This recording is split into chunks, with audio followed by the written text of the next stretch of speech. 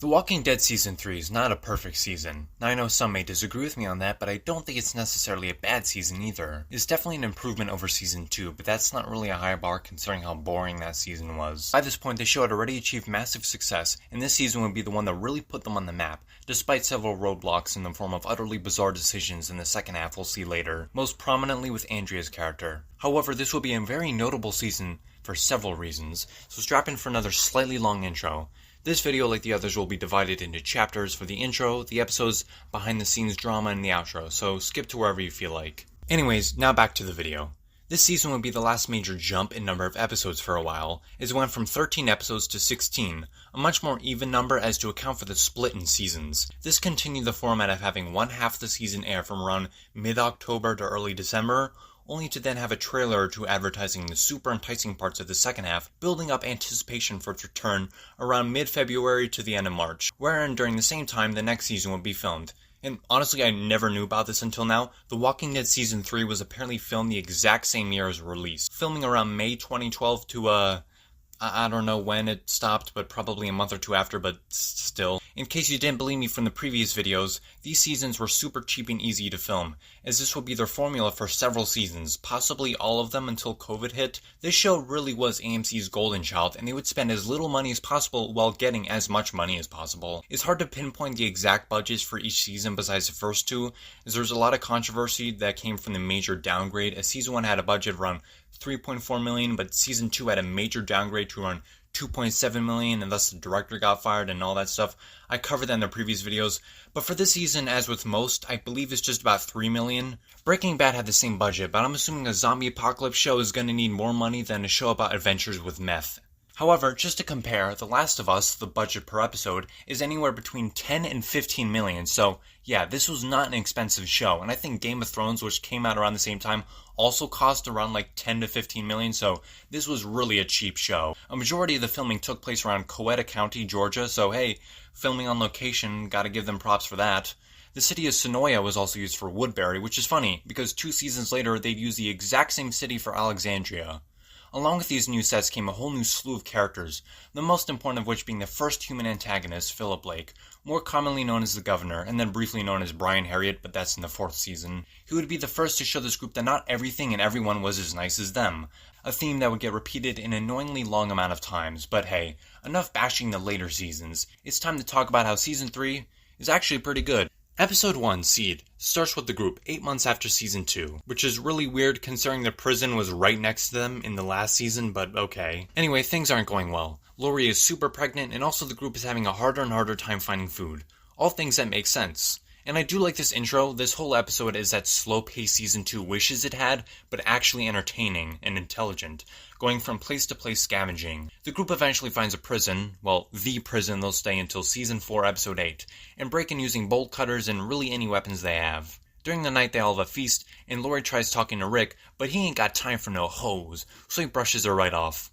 Although, to be fair, Lori did cheat on him, but she has improved as a character. I know how ironic it is to say that when she dies 3 episodes later, but she is genuinely a better character. However, the next scene shows us a new character, Michonne, who will soon become a fan favorite. Back with the others, they clear most of the prison of the zombies and go inside, figuring out it must have been locked in since the start of the outbreak. They go to rest as the next day we meet back up with Michonne, who's caring for an influenza-stricken Andrea. A very unfortunately developed character, as in she's very much a dumb character with a lot of potential, especially since the actress Laurie Holden is genuinely good. Either way, back to the prison, the group meets 5 prisoners: Tomas, Big Tiny, Andrew, Oscar, and Axel. They're a decent addition to the show, showing how people trapped in don't really know what's going on. Unfortunately, this is the last good creative decision made with them. Oh yeah, and Herschel's leg gets amputated because he got bit. So, yeah, not fun. The episode ends on that note. Episode 2, Sick, continues with Herschel's amputated leg, which is weird because I thought a zombie bite didn't infect you. Dying without head trauma did. We're all infected. What? But the CDC, Jenner told me. Whatever it is, we all carry it. Huh, weird. Like, I thought everyone was already infected, and thus getting bit wasn't a death sentence. But as we see later on, this show really likes to forget that. Either way, the prisoners are also a problem, not believing what's going on outside. Sure, they didn't hear any of the zombies or military outside, any of the bombing or anything, because we know LA got bombed to shit. Also, so did Atlanta, so they should have maybe heard some of that, or any of the bombing going on, or just any of the military people recruiting the officers in the prison to help or anything. Sure, they heard none of that. I know I said this is a good idea. Like, these prisoners trapped in that don't know much, but that's on paper. Here it's just a little confusing, especially since in Season 2 they were like, yeah, they bombed the shit out of these places. Kinda hard to believe no one knew about this when it did take a little while for everything to fall to shit, so it's a good idea on paper, just kind of not the best in terms of execution. Either way, they believe the prison should be theirs, but Rick is Rick fucking Grimes, so that ain't gonna fly. They try to negotiate giving half of the prison to them, but yeah, this is The Walking Dead. Things don't go well because, of course, Tomas is the most asshole character.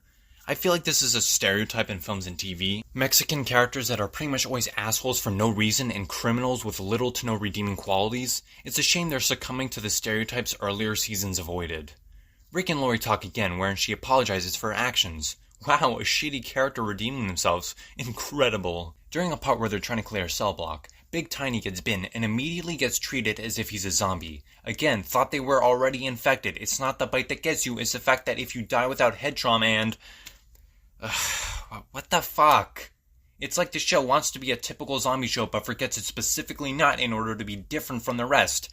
It's not even like a bad wound. It was survivable. Hell, T-Dog went through worse and he's still here, although he dies in 2 episodes. Tomas doesn't last much longer as he tries to kill Rick during a confrontation with zombies, with Rick driving a machete through his head. Great, now 2 out of the 5 prisoners are dead, and it's the 2nd fucking episode. You want to kill off any more than willy-nilly? I get he was a threat, but damn, could have done something more with his character in Big Tiny's. Here's a tip. If you need to kill off characters all the time, sacrificing story integrity to keep up the gimmick of anyone can die in the show at any moment, then you kinda just suck as a writer in general. Anyways, the killing of Tomas causes Andrew to freak out and be locked out of the cells and presumably killed by zombies. A stupid choice, but not in terms of writing. Rick at this point hasn't seen just how formidable his foes can be just yet, so while it's technically stupid, it's excused by the plot development and characterization and growth of Rick Grimes himself. In one of the cell blocks...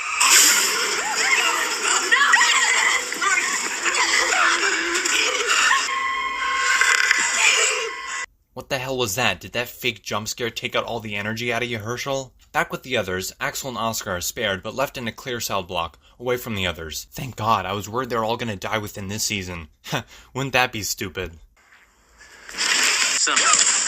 Rick and Lori attempt to have a conversation, but the episode ends with Rick still unable to talk to her, with the relationship completely dissolved by this point. Episode 3, Walk With Me, is where we finally get introduced to the Governor and Woodbury. In fact, the episode starts with a bang, or rather a crash, as a helicopter crashes with some really janky physics. But hey, at least we see some cool action as Michonne and Andrea witness it. They see the aftermath until the Governor and his men arrive, killing some zombies along with the zombified military personnel, but saving one of the others. Things seem okay until they hear a familiar voice, Merle, now with a robotic arm where his real one used to be, cause, something on a building happened. Through Andrea's blurry vision, fading in and out of consciousness, we get a little bit of Woodbury. She gets treated as Merle comes in to explain how he was saved by the Governor. He continues being a douchebag, however, he will improve throughout the season, so there's that. Andrea and Michonne are led out by the Governor into Woodbury, and one small detail, but I like how when they enter it's dead silent. I know it's nighttime, but it just feels off and was probably intentional since they make a point of this. Later on, Terminus is shown to be dead quiet when the characters arrive, and that place wasn't exactly a safe haven. The Governor talks to one soldier, he says, finding out where the other soldiers are. But before that, he talks to Milton, a scientist who's working on zombies, seeing how much of their humanity they retain after death. Andrea and Michonne try assimilating into the Woodbury life in its 73 residents, while the Governor finds a military personnel and promptly kills them, trashing any good storylines that could have come with these characters. Would have been nice to see them be convinced by him to join Woodbury and eventually realize what's going on. Not paint the military as utterly incompetent, but I guess it shows how he hates any sort of group with power, manipulating and killing them for his benefit. Either way, they return with the military trucks and guns, and lie about what happened to his people. Andrea and the Governor talk as the episode ends with him looking at a pretty goofy tank of just, zombie heads, including that soldier he saved from earlier. Episode 4, Killer Within, is simultaneously everything right and wrong with the show. Because this is the episode Lori dies in while giving birth, it sets up the fact that anyone can die in the show. But because this is also the episode in which T-Dog dies, it sets up that anyone can die. In the bad way. because you'll suddenly get these side characters getting a whole lot more important to the story, such as leading Carol into the tomb of the prison, only to die because they didn't know what to do with him as a character. This also represents a very real problem with diversity in the early seasons of The Walking Dead, the first 3 to be exact. Morales, Jackie, and T-Dog all don't have much of a character to be found beyond being, likable. And guess what? They all die or leave around season 1 or 3, barely getting any screen time. Thankfully, the second half of the season, one of the few good things about this second half, develops Michonne as well as 2 new characters, but we'll get to that. However, this show was so incompetent they almost killed off Carol instead. Thankfully they didn't, but this happens. Shoot him! We can take back this prison! Ugh, what the hell? Now 3 of the 5 prisoners are dead within 3 episodes. Really only 2 that they were a substantial part of, but yeah, not a great idea. I feel like this was the writers responding to the criticisms of Season 2 in the most opposite way, blowing through a whole lot of story in 1 to 2 episodes, and it's not a good thing. However, this episode also marks a point in which the governor and Andrea begin to have a relationship, so there's that. Oh, and Rick isn't having the best day. This would probably become the most insane version of Rick, even worse than Season 5. At least with that one, he wanted to help the group and make occasionally irrational decisions. Here he just wants nothing to do with them and isolates himself, which is both a positive and negative in terms of his relationship with the governor. The episode ends on that note.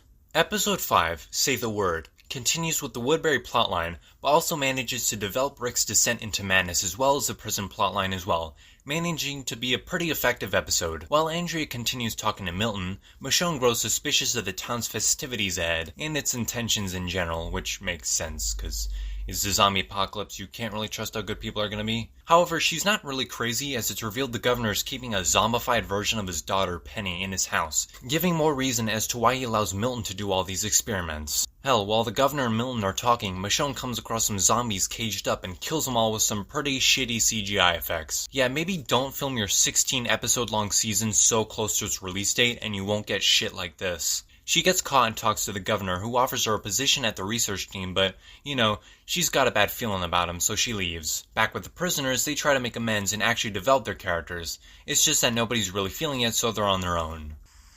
When the evacuation started, T-Dog drove his church van to the home of every senior he knew, just in case they needed a ride. Wow, that's so interesting. But maybe try developing his character before he fucking dies. Just a tip. Andrea and Michonne argue about the true intentions of Woodbury and how the governor is obviously a bad guy, but because Andrea is a stereotypical dumb blonde, she doesn't want to leave and can't see the blatantly obvious things wrong with this place and its manipulative leader. Eventually Michonne leaves, as back at the prison, the group feeds Lori's baby, trying to give her a name, although fans will already know she ends up being called Judith. As Rick finds a bloated zombie that ate Lori, which is just super messed up to see. We eventually see the festivities Woodbury holds, which is a fight between Merle and one of the governor's other men, Martinez. They fight while some zombies in the background remind you this is in fact a zombie show, and also just for some spectacle, I guess. Andrea is unsure about the whole thing, but I'm sure about the fact that Merle is a kick-ass fighter, which just makes his demise all the more stupid later on. The governor also reassures Andrea that this teaches the citizens of Woodbury not to fear the zombies and become better fighters, but things in the prison are just as uncertain, as the episode ends with Rick cautiously answering a ringing phone, starting one of the more darker subplots I've seen in a while. Episode 6, Hounded, continues with a fast pace, but manages to develop the characters well. However, the subplot where Merle and some others are searching for Michonne is pretty damn stupid. Why waste your time looking for her after she left? It's not like you need her. Come on, it's the apocalypse. There's bigger fish to fry, people. Back with Rick, he starts talking to people on the phone, but as the calls continue, it becomes increasingly obvious he knows these people. With the last call, it's revealed to be Lori, as the others have been people from his group, Amy, Jim, and Jackie, all talking about him in some way, about whether or not he can join the group, as he seems so distant from them, only going out and giving cold responses to concerned others. If it's not that, then it's his inability to deal with Lori's death, and I think this really kickstarts the show's constant deconstruction of Rick Grimes as a character. Whether it be testing his morals and killing people, Horace's relationship with Lori and how he deals with her death, Horace's ability to survive in this harsh world and be a good leader. It's all apparent by how many times he changes his mind. I know it's kind of a meme that he says we don't kill the living, only to kill several people throughout the show, and the whole I lied meme, and him saying this isn't a democracy to we vote. But it's important for his growth, and surviving in this world where you may not necessarily figure out your place in it so easily. You'll be tested time and time again. You'll change your mind time and time again, and this show does a good job of exploring that. The only real downside is that I didn't recognize these were previous characters on my first watch, partially because Amy, Jim, and Jackie barely had any lines in the first place, and partially because I'm a little oblivious and forgot the line where Lori says who they were, so, oopsies. While walking in a cell block, Daryl and Carl talk, which just reminds me, pretty sure they never talked before this point, or at least before this season. I mean, I get it, Daryl really wouldn't have much in common with a 13-year-old boy, but still. Nothing left of her. People said it was better that way. I don't know. Just made it seem like it wasn't real, you know? Shot my mom. That didn't sound like a natural conversation. However, I do have to say, Carl does get a lot better in this season. He actually contributes more and feels like a character instead of a plot device. Anyways, while Glenn and Maggie have gone out to get formula, Michonne secretly intercepts him. Merle, not so much, causing a ruckus and getting them into their car to go into Woodbury, wherein he informs the governor about it, right after him and Andrea have sex. Damn it, Andrea, that's the second human antagonist you slept with. How poor is your thinking? How impulsive are you? I can guarantee you if she lived to see Terminus, there would have been one more train being ran, if you get what I mean. Also, why the fuck does the governor want Michonne so bad? Later, I get why, because she kills Penny, but now, she just left. Why are you guys so evil? Like, stupidly evil. Like, waste 3 guys' lives looking for someone who just wants to leave evil. Yeah, she was hunting you guys, but that's because you were hunting her. Way to prove her right, morons. I get that the governor is crazy and hates anyone with power, but this just seems contrived and like they didn't know how to start a conflict because one of them was just off in a cell block going crazy, and the other was banging Andrea and killing soldiers left and right. The episode ends with Rick finally deciding to socialize and going out to see Michonne, covered in zombie guts but with the baby formula Glenn and Maggie were getting. Also, this is the last episode to get under 10 million viewers until season 8. Just something I thought I'd point out. Episode 7, When the Dead Comes Knocking, continues with the fast pace, heading towards the mid-season finale. The bulk of the episode is spent with Merle basically beating Glenn to a pulp, unwilling to give up the location of the prison, until the governor takes more disgusting measures with Maggie, in a scene thankfully not overt torture porn, as they learn where the prison is. Back at the prison, Michonne speaks to Rick about the governor and all he's done and how he's not right. Speaking of the governor, he and Andrea see Milton testing a dying person to see if they can remember things after they, well, die, which proves to be completely useless because the only person interested in exploring that concept was the dude fired last season. Kinda feels like a final fuck you to deliberately introduce a similar idea, only to make it completely pointless just because Robert Kirkman didn't like the idea. However, it is during this time that Rick sets out with a group consisting of Michonne, Daryl, and Oscar. The episode ends with them reaching Woodbury as the governor grills Merle on whether or not he's still loyal, and despite him being a piece of shit, I think he's starting to realize the governor is a bigger one. Episode 8, Made to Suffer, ends all the build-up with an amazing climax filled to the brim with cool action and awesome build-up, although it's not perfect as we'll get to later. Either way, some new characters are introduced in this episode, Sasha and Tyrese, who would become mainstays throughout the show, both of whom are pretty good additions. There was some others, but they don't have much character and just join Sasha and Tyrese who find the prison, so let's move on. The group near Woodbury attacks, and we get a pretty cool scene of that happening. They rescue Glenn and Maggie, meanwhile the governor instills a curfew, keeping Andrea in the dark so she doesn't know it's her friends. A pretty contrived reason for her not to find them, as it feels frustrating with how close she gets but just doesn't. Oh yeah, and during this Oscar dies. Great! Really love this handling of the characters. However, during this time, Rick hallucinates Shane with a beard, which is definitely one of the more interesting parts of this, showing his PTSD catching up to him, how his best friend is still there even after all these months on the road. He's still in Rick's mind. Back with the prison, Carl finds Sasha, Tyrese, and the others, and leads them to the common area for safekeeping. Back with the stuff at Woodbury, Michonne finds the tank full of heads as well as Penny, whom she promptly kills in front of the governor. Ha! Giving him an actual decent reason to hate her now instead of just wanting to kill her earlier. They engage in a fight wherein she stabs his right eye, giving her enough time to leave and... oh great, this bitch. God, you are so stupid for leaving Michonne and going with the governor. There is not a single neuron in your brain firing on any account that can be described positively. In response to this, the governor captures Daryl and takes him to the pit where they were fighting in 3 episodes ago and makes him fight Merle. The episode ends on that fight, or rather, right before it begins. Episode 9, The Suicide King, continues with the fight between Merle and Daryl, wherein Merle helps Daryl escape along with the rest of the group, leaving Woodbury as Andrea finally starts to realize maybe the governor isn't that good. However, Merle is not exactly the greatest person either, so the group doesn't want him to join the prison, so he and Daryl go off on their own. Also this. Shut up! Shut up yourself, bunch of pussies, you roll! Why did you walk in front of Rick when you knew he had a gun he could hit you with like before? Glenn argues with Rick over his lack of charge, not being able to take the opportunity to kill the governor, which makes sense. He really only survives this season because of pure plot armor and lowering the IQ of everyone around him, and it gets kind of annoying. However, Glenn brings up Maggie's encounter with him and, how unfortunate and terrible that was, but makes the situation all about himself, a rather selfish thing, showing he's not perfect and still has some growing to do. Back at the prison, Sasha, Tyrese, and the others get formally introduced into the prison and talk to Beth, who, is still a character I just forgot to mention since she doesn't have much plot importance, and Axel. Back at Woodbury, the residents all want to leave, and oh wow, that's a whole lot less than 73 people. Or 74 since one of them was pregnant. I get they said 9 were injured and a few died, but damn, between this and Alexandria, the show does a really great job at making its locations seem way smaller than they are. When Andrea tries confronting him about how they're scared, he says this. Ready to charge through those gates. So let him. Wait, what? You tried to kill Michonne for doing that, and now you're just letting your entire town leave? Hell, your own men like Martinez, Shumpert, and the others didn't want them to leave. There is a serious lack of communication between you and your men, and also probably the scriptwriter and you. I thought you want control. Why are you letting your control of the town go away? This character makes no sense. Okay, anyways, elsewhere in the prison, Maggie and Herschel talk about the strain in her and Glenn's relationship, and how they need to be there for each other. Meanwhile, Axel and Carol talk about Oscar, talking about how great he is. Wow, so wonderful. I wonder where he is. Oh wait, he's fucking dead. Stop characterizing him, there's no point. Anyway, Sasha, Tyrese, and the others enter and plead for Rick to let him stay, yet he won't. We've been through this with Tomas, Andrew. Look what happened. Yeah, that's a radically different scenario. They were straight up acting like assholes from the start. This is not the same.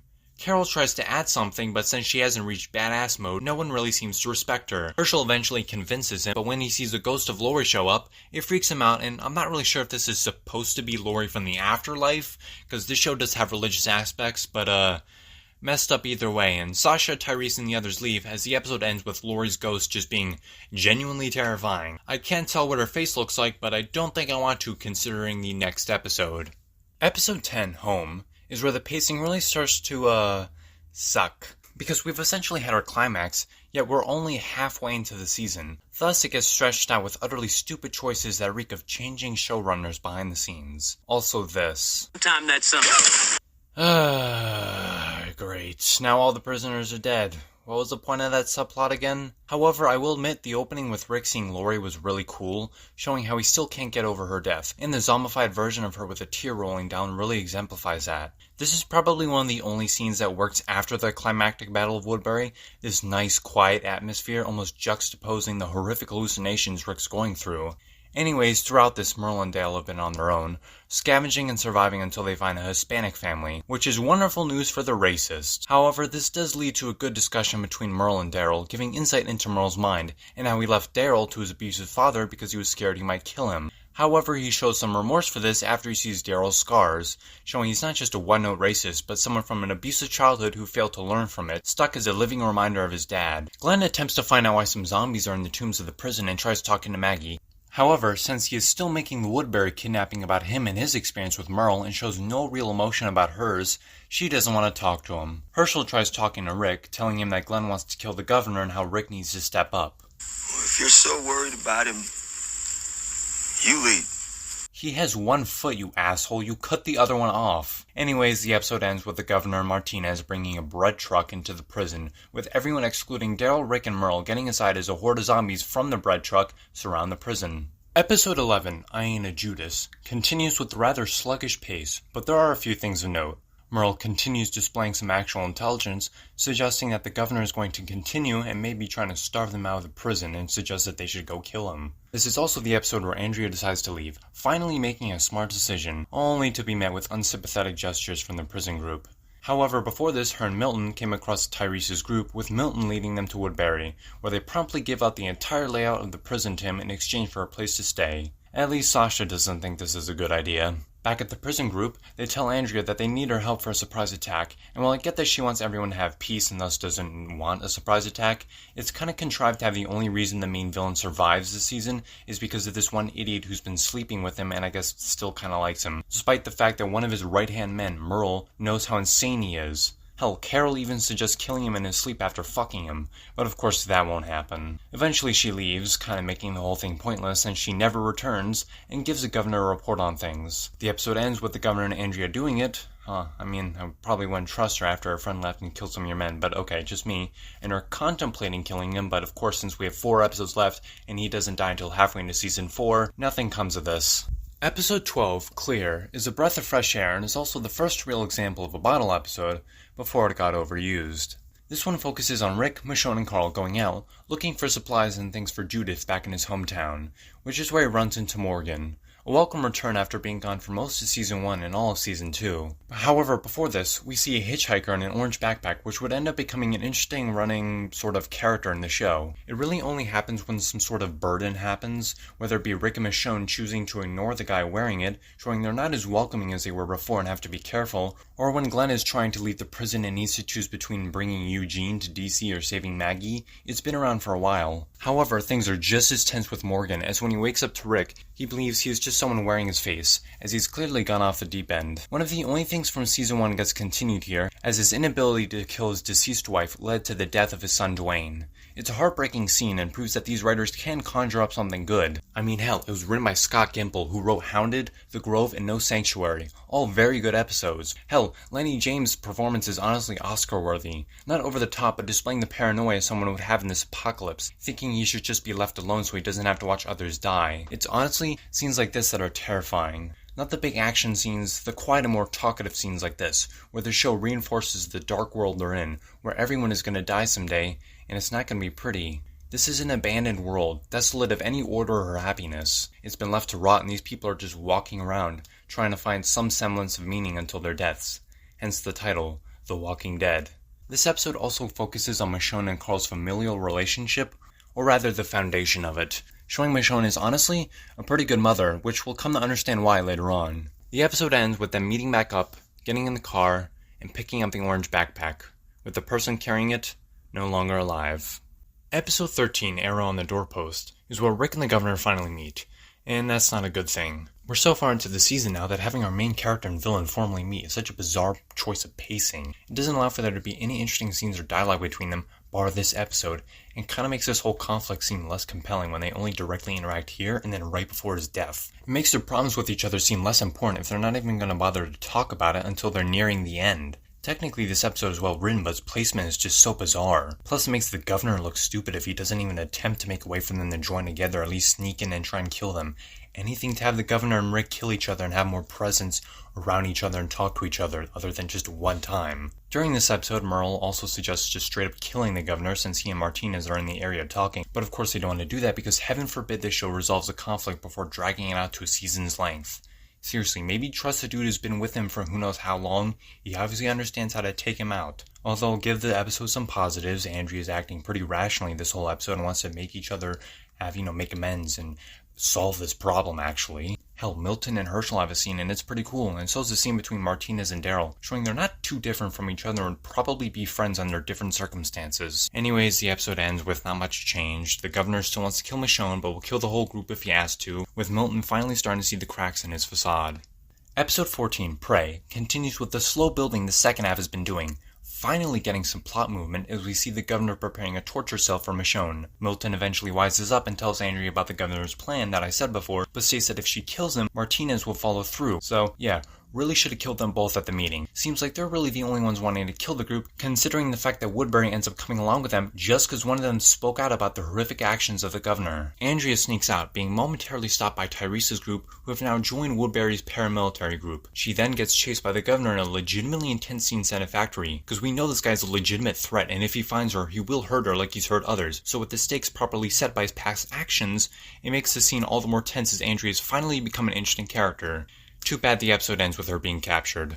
Episode 15, This Sorrowful Life, is unfortunately the episode in which Merle dies. I say unfortunately because despite being a racist piece of shit, he started to become significantly less racist and also a better human being. He even sacrifices his life to save Michonne, and I know the writers say they killed him off because it benefited the plot and Daryl's character, but after some thinking, I've come to see that the reason may be a bit more sinister. See, if you remember, AMC has a habit of cutting budgets, hence why Frank Darabont was fired after suggesting too many expensive episode ideas. Now, if you've also been paying attention to the MCU, you may have recognized Merle's actor Michael Rooker as Yondu, who first came onto the scene in the 2014 Guardians of the Galaxy movie.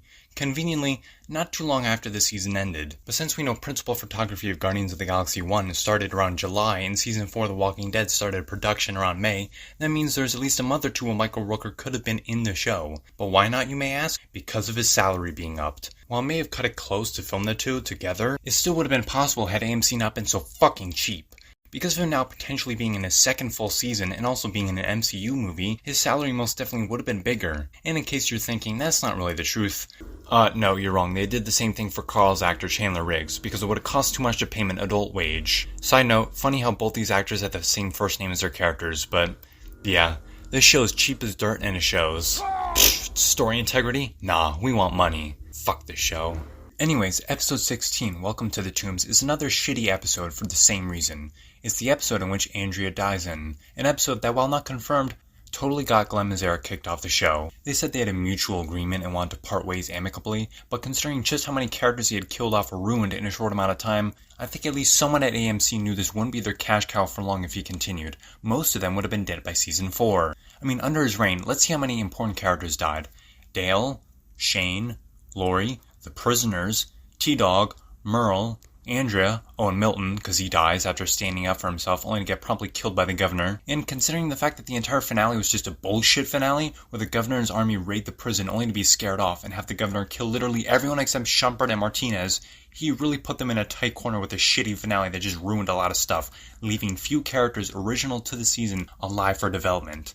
Plus, it's not really like he created any fan favorites that would make people be like, oh, he should stay as a writer. Michonne is debatable as the best episode with her, Clear, is written by the next showrunner, Scott Gimple, not Glenn Mazzara, and she doesn't even do much this season. She gets massively characterized in the next season and becomes way better and an actual fan favorite in seasons 4, 5, and 6 onwards. They really had no reason to keep him around, and this mess of a finale was the final nail in the coffin, especially since they ended up rewriting this episode anyways, as well as the fact that Laurie Holden, Andrea's actress, originally had a 7-season contract or a 7-year contract, so yeah, he really put them in a tight corner, which is why season 4 is essentially a soft reboot of things, course-correcting and attempting to fix the mistakes of this previous season. Anyways, the season ends with one character named Karen, who actually isn't really Karen but is a nice person, but you barely know her, so whatever. She survived the governor's massacre, and she tells all the non-armed Woodbury residents about what he did and how, he's a terrible person, and they all, including Tyrese and Sasha, come over and settle down. And that was The Walking Dead Season 3. Kinda good? Honestly, starting the season both the first and second time for this review,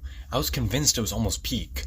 But after rewatching it again and again, watching specific parts for this review, a lot more problems stood out to me. Like, why didn't Andrea try to tell Tyrese and Sasha about all the specifically bad things the governor did? Not just some vague things like he's not what he seems. That doesn't help at all and probably would have got them on your side if, especially considering the fact that he sexually assaulted a woman. Plus, Milton doesn't get characterized enough, and when he does, he's immediately killed off in such an undignified way. Same with the prisoners, the last of which, Axel, was apparently going to be revealed to be a cannibalistic serial killer and have a thing for Beth. Ugh. Plus, Martinez and the governor, the latter especially, flip-flop between being understandable or sympathetic to cartoonishly evil and dumb henchmen. Like, the whole thing between Daryl Martinez and Milton and Herschel goes nowhere. They never interact again, and the idiotic anticlimactic decisions to have the governor kill everyone then dip kinda gets repeated with Negan, how both these villains last way too long, so it seems they didn't learn their lesson. The whole subplot with Andrea goes literally nowhere. She gets so far only just to die in a really undignified, stupid way. Like, what did she even do in terms of, plot relevance? Reveal the governor was bad and the Woodbury residents are good and should come with the prison group? The countless other evil deeds he did do that pretty well. It also takes a huge nosedive in quality for the second half, because while the first has its flaws, at least it's building up to something.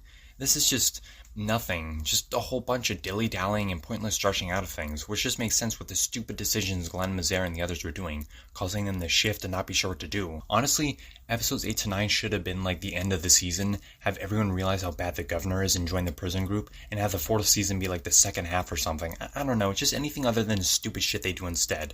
Everything else just feels so dragged out. Merle is a wasted character, hardly getting any development until his death episode, and the season just reeks of some idiots who didn't plan this shit through and just got kill happy any second, and sacrificed interesting storylines in favor of like cheap shock value, like oh my gosh, this character just died, even though they could have had a whole lot more important to the plot. They could have been developed more, but no, those just die for a really stupid reason.